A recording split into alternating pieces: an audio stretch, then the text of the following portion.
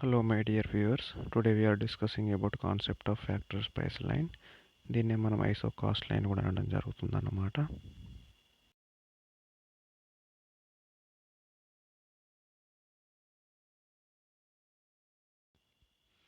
A firm can produce a given level of output using mainly different combinations of two inputs.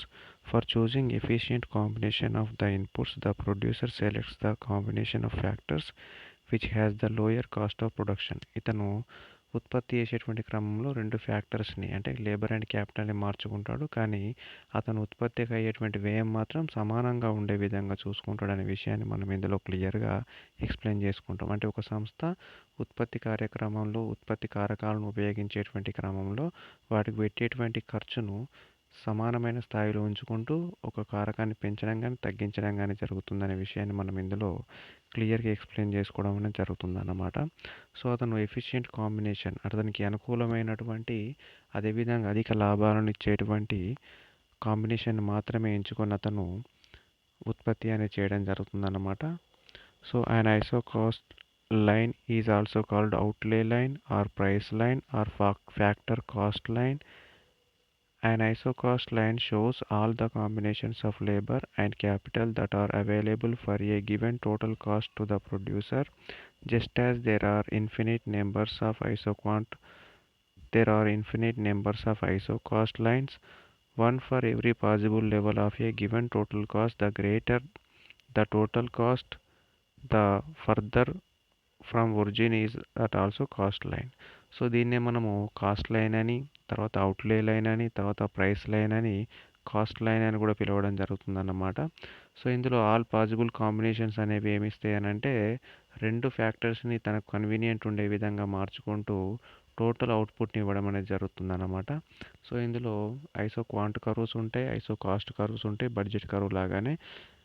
The ISO cost line is similar to the price or budget line of the indifference curve analysis. It is the line which shows the various combinations of factors that will result in the same level of total cost. It refers to those different combinations of two factors that a firm can obtain at the same cost, just as there are various ISO quant curves. So there are various ISO cost lines corresponding to the different levels of total output. So total output లెవెల్స్ని మనము different levels of cost curves అదేవిధంగా quant product curves ఆధారంగా చూడడం జరుగుతుందన్నమాట. So ఇందులో price budget లైన్కి ఇది సిమిలర్గా ఉండడంతో పాటు అదేవిధంగా ఇచ్చేటువంటి అవుట్పుట్ లెవెల్స్ అనేవి కూడా సమానమైన స్థాయిలో ఎక్స్పెండిచర్ అనేది ఈక్వల్ లెవెల్లో ఉంటుంది.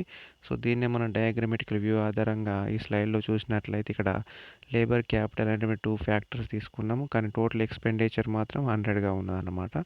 సో ఇందులో ఫ్యాక్టర్స్కి లేబర్స్కి 10 రూపీస్గా, అదేవిధంగా క్యాపిటల్ ఫ్యాక్టర్కి 20 రూపీస్గా ప్రైస్ను మనం డిటర్మైన్ చేయడం జరిగిందన్నమాట. సో ఇందులో 10 లెవెల్ ఆఫ్ లేబర్ని మనము తీసుకున్నట్లయితే ప్రొడక్షన్ ప్రాసెస్లో 10 × 10, ఎందుకంటే ఈచ్ వన్ లేబర్ ప్రైస్ వచ్చేసి 10 రూపీస్ కాబట్టి 10 × 10 100 ఎక్స్పెండిచర్ అవుతుంది. అదేవిధంగా లాస్ట్లో లేబర్ను 2 తీసుకున్నప్పుడు 2 × 10 20 అవుతుంది. అదేవిధంగా క్యాపిటల్ని మనం 4 తీసుకున్నట్లయితే 4 × 20 80 అవుతుంది. 80 + 20 సేమ్ ఎక్స్పెండిచర్ 100 ఎక్స్పెండిచర్ అవ్వడం అనేది జరుగుతుందన్నమాట. అంటే అతను లేబర్ మరియు క్యాపిటల్ను ఏ లెవెల్లో చేంజ్ చేసుకున్నప్పటికీ అతను ఫ్యాక్టర్స్ పైన పెట్టేటువంటి ఇన్వెస్ట్మెంట్ ఆర్ ఎక్స్పెండిచర్ అనేది ఈక్వల్ లెవెల్లో ఉంటుంది. సో ఈ విషయాన్ని మనం ఇక్కడ ఫిగర్ 2లో డయాగ్రామ్లో క్లియర్గా ఎక్స్ప్లెయిన్ చేసుకోవచ్చు. సో ఇక్కడ ఏడి అనేది బడ్జెట్ లైన్గా కానీ మనం చూసుకోవచ్చు అనమాట. ఈ ఏడి కరువు పై ఉన్నటువంటి ప్రతి పాయింట్ కూడా ఈక్వల్ లెవెల్ ఆఫ్ ఎక్స్పెండిచర్ లెవెల్ని మనకు చూపిస్తుంది అనమాట. సో ఇక్కడ క్యాపిటల్ 4 అనేది ఇండికేట్ చూస్తున్నట్లయితే బి పాయింట్ దగ్గర ఇక్కడ లేబర్స్ అనేవి 2గానే ఉండడాన్ని మనం గమనించవచ్చు. సో దీనికి సంబంధించిన ఎక్స్ప్లెనేషన్ని మనం ఇక్కడ స్లైడ్లో ఇవ్వడం జరిగింది. మీరు క్లియర్గా రాసుకుంటే యూస్ఫుల్గా ఉంటుంది. Thank you for watching.